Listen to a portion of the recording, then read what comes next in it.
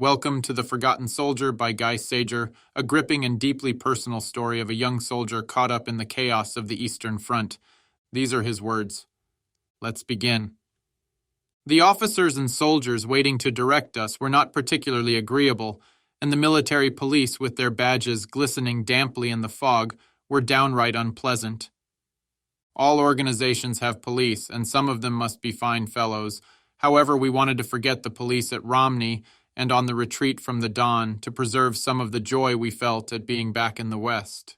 We tramped along, herded by a couple of fellows in a sidecar covered with mud. They didn't bother to line us up in threes, but let us walk any way we liked, almost as if we were out for a stroll, which was a pleasant variation of usual practice. Maybe they knew what a hard time we'd had and had decided to give us a break. Now that we were out of it, maybe everything was going to be all right. The sidecar forced us to increase our pace.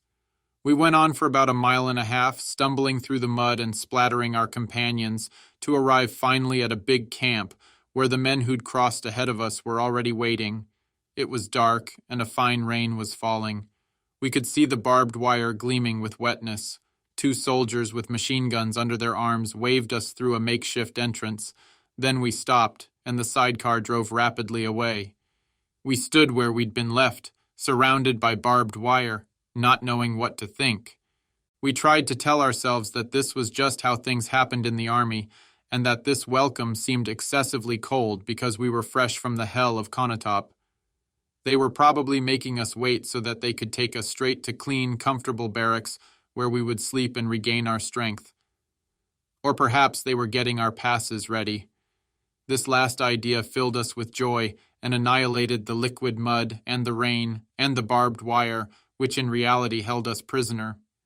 We waited for about 2 hours. A second group of new arrivals joined us. The rain had become heavier, and we were all streaming with water. Quite nearby we could see a row of huts with firm roofs and weather-tight windows, to which men were being sent in groups of 20. We waited expectantly, certain that we were living through the last of our miseries. The fellows who went into the huts weren't coming out again. They must already be sleeping on soft beds, the lucky bastards. An hour later it was my turn, along with 19 others. There were 2 non-coms and a lieutenant in our group. We went into the building, which had its own generator and was brightly lit. Our state of extreme filth suddenly made us feel awkward. Military men of all ranks and military police were sitting facing us behind a row of long tables. An Obergefreiter came up to us, yelling as in the old days at training camp. He told us to get over to the tables to be screened. We should be ready to produce on demand the papers and equipment entrusted to us by the Army. This reception only increased our sense of astonished unease. "First your documents," an MP shouted across the table.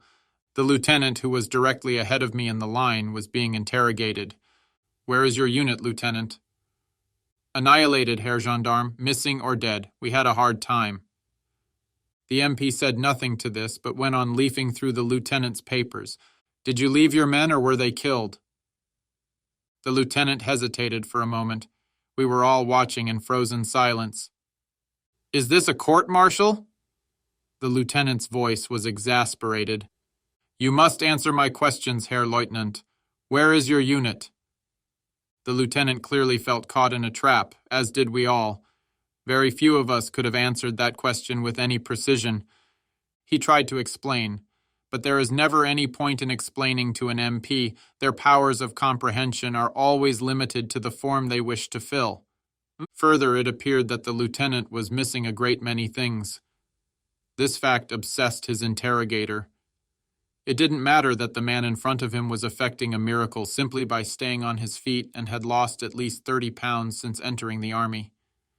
The MP only noted that the Zeiss field glasses, which are part of an officer's equipment, were missing.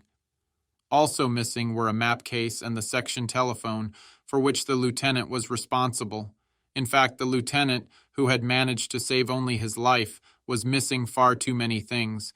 The army did not distribute its papers and equipment, only to have them scattered and lost.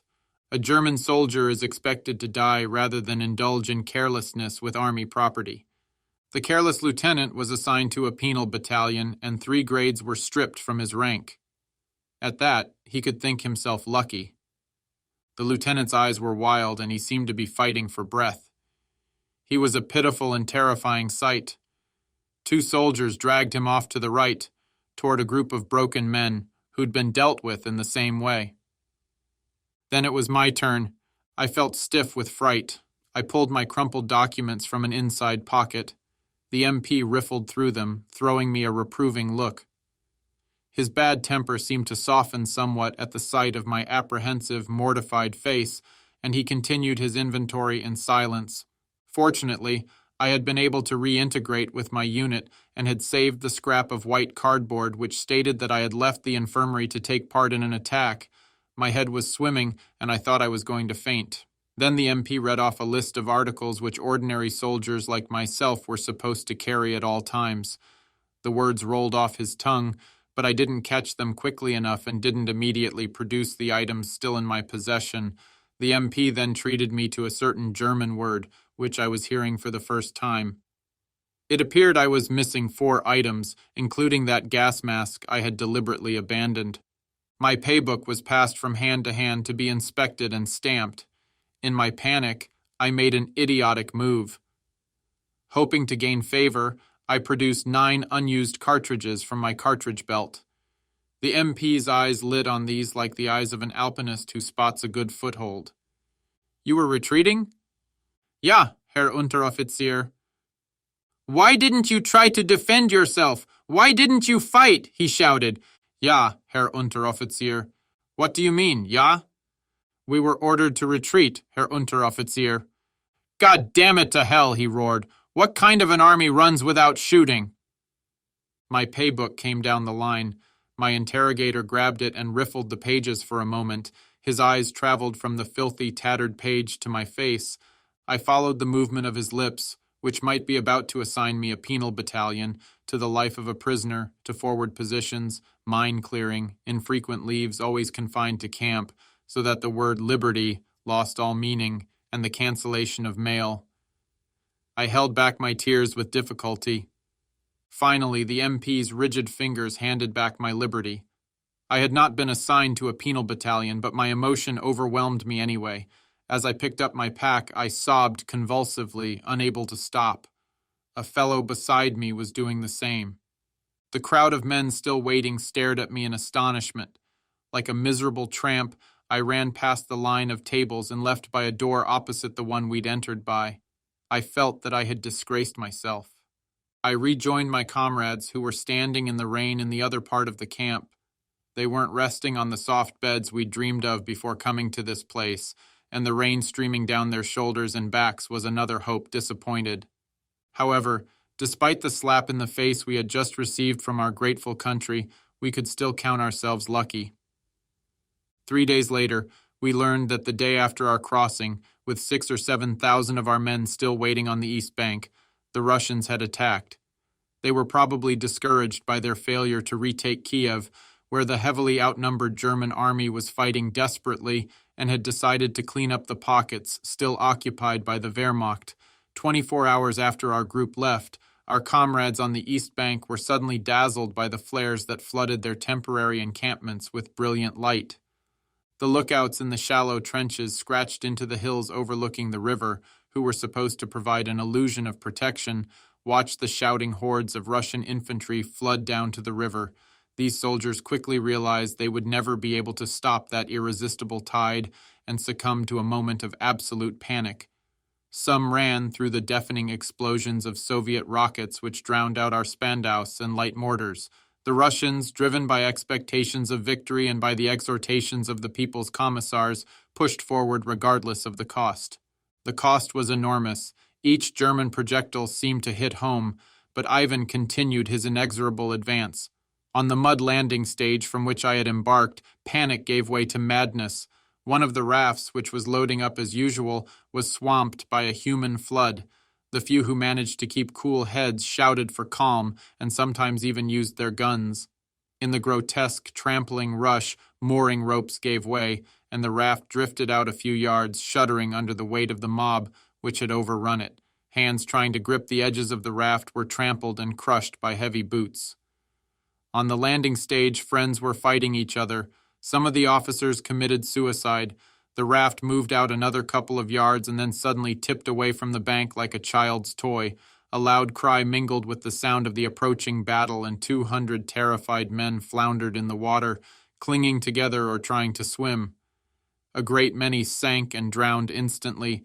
At that moment, Ivan appeared at the crest of the hills, having swept the defenders aside. Drunk with excitement, the Russian soldiers dropped to the ground on one knee and picked off Germans as if they were clay pigeons at a fair. A few Germans, white as ghosts, fired back with their FMs, but their numbers were so small the Russians scarcely noticed them. Several thousand others were running, screaming, trying to get away, and dying as they ran. The Russians also fired at the men in the water who were trying to swim, using flares to light the darkness. An hour after they had appeared on the skyline, the Russians reached the river. There were a few more scattered shots, but their victory was complete. A third of the remaining German troops were taken prisoner, and for the rest everything was over. Their military responsibilities had come to an end, and they would never again be victimized by military police. At the reception camp, we stood in the rain a little longer, and then 3 blacked-out trucks appeared to collect us. Despite the appalling road and the overload which threatened to burst the slatted sides, 50 soldiers wrapped in sacking were piled onto each truck with all their equipment. I was stuffed into one of these human ant heaps. That is to say, one leg was buried in the swarm, while the other dangled out. I was astride the back flap, but there were other fellows hanging on for dear life, who were almost entirely outside the truck. We rolled off through the quiet night. I felt completely disoriented and hadn't the faintest sense of our direction. An hour later, we drew up to a group of buildings, which first appeared as a vague, blurred mass in the dim, bluish light. We realized that an unusual rush of activity was taking place all around, and then gradually perceived that we were looking at a row of structures bordered on both sides by tree-lined roads jammed with innumerable vehicles. There were troops everywhere, on foot or arriving and leaving on high-speed motorcycles, and many officers and MPs.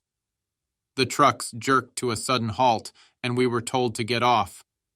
Although we still understood that we'd been saved, we were beginning to feel that we'd had enough. We were famished and dropping with sleep. We had to wait for another half hour before someone came to take charge of us. The rain fell steadily. Was it raining anywhere else? Was it raining in France? I tried to think of my house and my bed. Where were they now? In which direction? But I could only summon up confused and fragmented memories of the life I had left behind. My only world was the vast anonymity of Russia, which seemed to be engulfing all of us, absorbing entire regiments so that even their names vanished. Finally, a non-com came over to us. Our group leader handed him our papers, which he examined with a dimmed flashlight. Then he ordered us to collect our gear and follow him. At last we entered the shelter of a roof, an amenity to which we'd grown so unaccustomed that we stared at it as if it were the ceiling of the Sistine Chapel. "You'll be sent to your units later," shouted the non-com, who, like the rest of us, seemed to have had just about enough. "While you're waiting, try to get a little rest." He didn't have to repeat himself. We explored the darkness of the hut with our pocket flashlights and discovered that it contained a couple of benches and 4 or 5 large tables. Everyone stretched out where he could, making pillows of the nearest leg, or buttocks, or boot. The discomfort seemed unimportant beside the fact that at last we were out of the rain. Some fellows began to snore immediately. Others tried to pretend they were somewhere else. Despite our harsh reception, we all had a sense that from now on everything would go better, and that once again life was offering its possibilities. We all thought of the leave we would surely be getting, which was now only a question of patience. However, soldiers fresh from the front cannot indulge the luxury of daydreams. The accumulated lack of sleep gripped our temples like an iron band.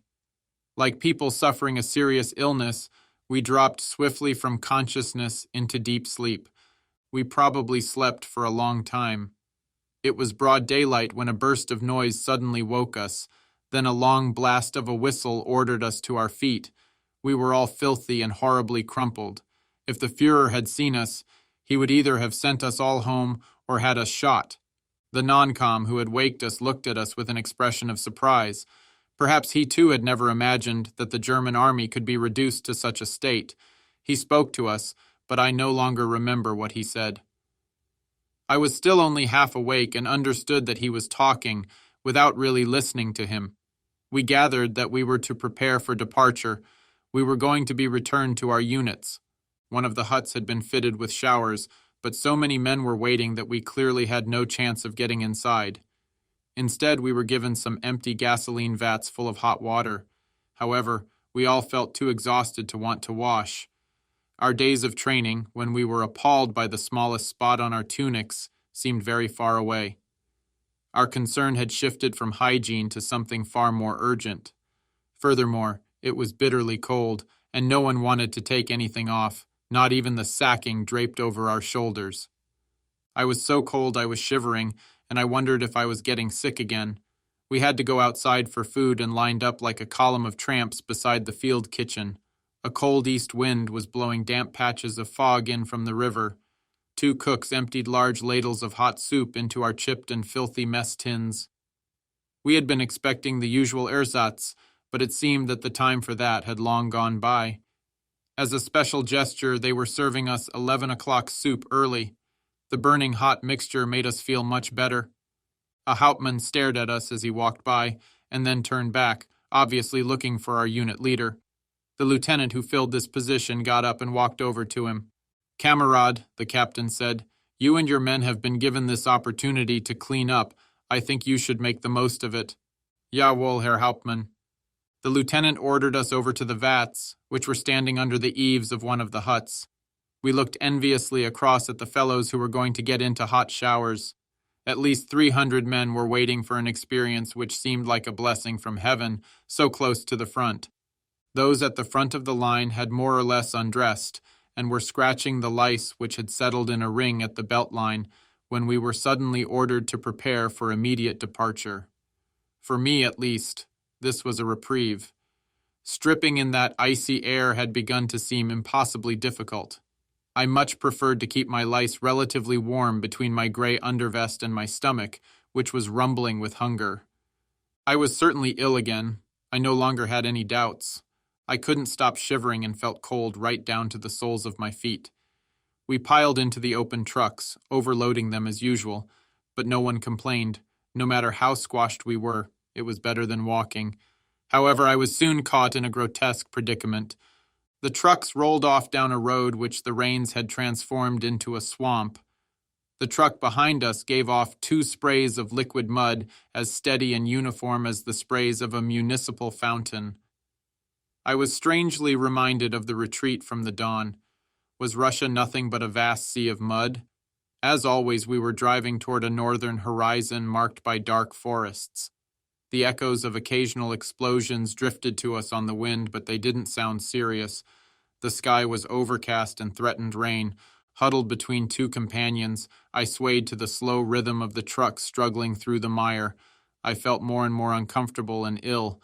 My lips and face seemed to be burning, and the slightest motion of the air felt like ice against my skin. My stomach was gripped by a brutal pain, which traveled outward through my body in waves of violent shivers. At first I thought this must be an after effect of the hard times we'd been through, especially as I had never entirely recovered from my illness at Konotop. I knew that I must look more cadaverous than ever. My intestines were twisting themselves in knots.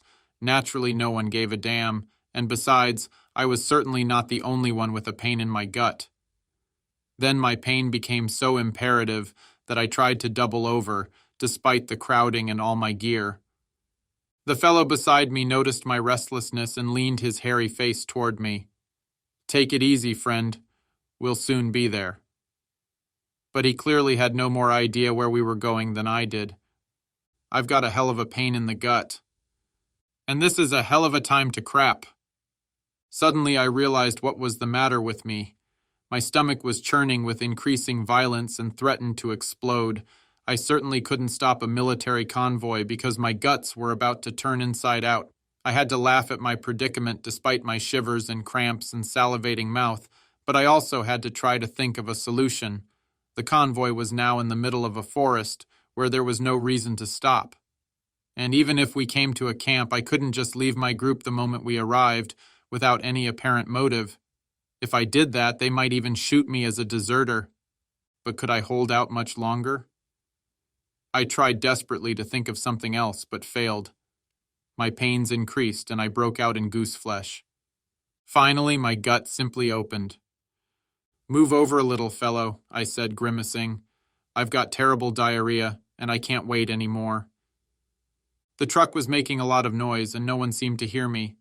I shoved with my elbows and shouted louder. The fellows on either side of me moved back about 4 inches, but paid no further attention. I could feel myself blushing with embarrassment. I tried to undo my clothes, jostling one of my neighbors. "What's the hurry?" he said. "You'll be able to crap when we get there." "But I'm sick, damn it!" He muttered something and moved one of his feet, although there was really nowhere to put it. No one laughed. In fact, everybody seemed entirely indifferent to my plight. I struggled desperately with my clothes, but in the cramped space, encumbered with all my equipment, I was unable to free the lower half of my body. Finally, I realized there was nothing I could do. My bowels emptied, pouring a stream of vile liquid down my legs. No one seemed even to notice my condition, which left me in a state of indescribable misery. My stomach was knotted with pain, and I collapsed into a stupefied torpor which prevented me from appreciating the ridiculous aspects of my situation. In fact, the situation was not particularly funny. I was really seriously ill, and my head was spinning and burning with fever. This was the first attack of a chronic dysentery, which has plagued me ever since. Our journey continued for a considerable time, during which I suffered 2 further attacks of uncontrollable diarrhea. Although my state of filth was scarcely aggravated by these eruptions, I would gladly have exchanged 10 years of my life for a chance to clean off and fall asleep in a warm bed. I was shaken by alternate fits of shivers and burning heat, and the pain in my intestines grew more and more intense. That concludes the 26th part of the story. Thank you very much for listening. Please subscribe for more episodes and leave a comment.